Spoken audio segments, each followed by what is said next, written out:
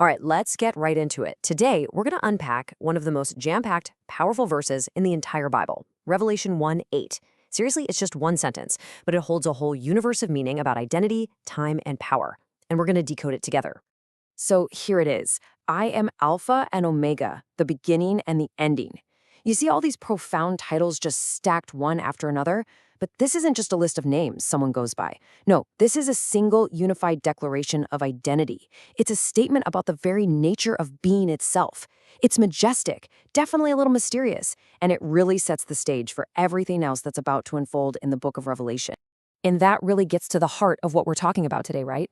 We hear these incredible, monumental terms, but what are they actually saying? I mean, how can someone be both the beginning and the ending? How is it possible to exist in the past, the present, and the future all at the same time? Let's break this thing down piece by piece.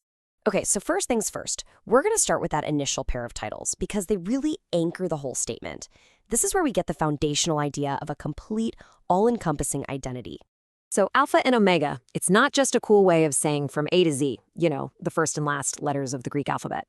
The verse itself clarifies it for us, the beginning and the ending. But the original Greek, that gives us an even deeper layer.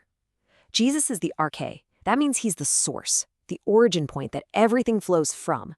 And he is also the telos, the ultimate goal, the fulfillment, the purpose that everything is moving toward. So he's both the cause and the completion of it all. Now, this is where it gets really interesting, because this idea completely reframes how we think about history. We tend to picture time as a straight line, just marching forward towards some final point. But this verse just flips that on its head. It suggests that history is more like a river that starts from a single source and eventually flows all the way back to that very same source.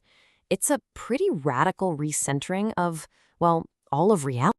All right, let's tackle the next part of the verse, and honestly, this is probably the most mind-bending phrase of them all, which is, and which was, and which is to come. This gets right to the core of what eternal existence actually is. The Greek language here is incredibly precise. Check this out. Which is, or hoon, literally means the one who is. It's a direct callback to God's famous declaration in Exodus, I am, and it points to this constant, eternal present. Then you have which was, or in. This verb tense implies a continuous, unbroken existence in the past, like he never began to be, he just always was. And finally, which is to come, or komenos. This is a present participle, which is fascinating. It doesn't just mean some event way off in the future. It means the coming one, an ongoing, continual arrival. So what's the big takeaway here? It's this. The verse isn't describing someone who moves through time the way we do. It's describing a being who literally embodies all of time at once. The past, the present, the future, they aren't separate rooms he walks into. They are all held together within him. He exists outside the linear timeline that completely governs our lives. And that brings us to the final, thundering title that just caps off this entire declaration, the Almighty. So what kind of power are we really talking about with this word? The Greek word is pantokrator, and its meaning is just brilliant. It's made of two root words, pas, which means all, and krateo, which means to hold or to rule. So a more literal translation is the one who holds all things, or maybe the one who has all power in his grasp. You see? It's not just about raw strength, it's about active, sustaining control. And this is a really, really important distinction to make. I think we often hear almighty and picture some kind of limitless potential power, like a sleeping giant who could do anything if he wanted to. But pantokrator is describing something totally different. It's talking about an active present authority. It's the power that is, right now, this very second, holding the entire universe together. It's the sovereign control that sustains reality itself. He's not fighting for control. He already holds it all. Okay, so we've broken down all the terms.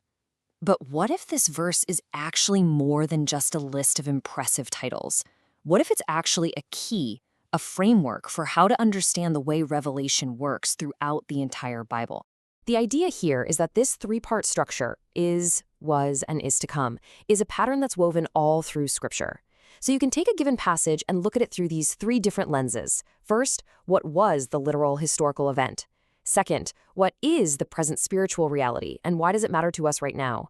And third, what is to come? What is the ongoing future fulfillment that this story is pointing towards? So let's make this super practical. We're going to use one of the most famous and vivid visions in the whole book, the story from Revelation chapter 12 about the woman clothed with the sun and the great red dragon. We'll see how this interpretive key really works. Okay, first up, what was? On a historical level, this vision points straight to the birth of Jesus. The woman represents Israel, giving birth to the Messiah. The dragon?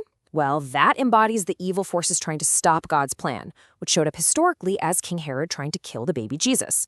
And the child being caught up to God, that's a clear symbol of Jesus' resurrection and ascension, placing him safely beyond the dragon's reach. Now let's shift to what is. In our present spiritual reality, the woman becomes a symbol for the church, the people of God, clothed in the light of Jesus. And the dragon represents the constant opposition, the enemy's ongoing attempt to destroy whatever God is birthing in and through his people. So the story becomes this timeless picture of the spiritual battle the church is in while always being protected and nourished by God. And finally, what is to come? Now, this isn't just about one single event in the future. It's about an ongoing fulfillment. This pattern repeats. The dragon's ultimate power was broken at the cross. Because of that, believers are promised a continuous, ongoing experience of victory through faith. The story isn't just ancient history. It's a living promise of future and repeated deliverance. So let's pull all these different threads together. We've broken down the titles, we've seen how it can be used as a key to unlock scripture, but why does this one verse matter so much? Why is it so foundational? It really all boils down to these three massive truths. First, he's the Alpha and Omega. He is both the source and the fulfillment of absolutely everything. Second, he is the one who is and was and is to come. He embodies an eternal state of being that actually defines time itself.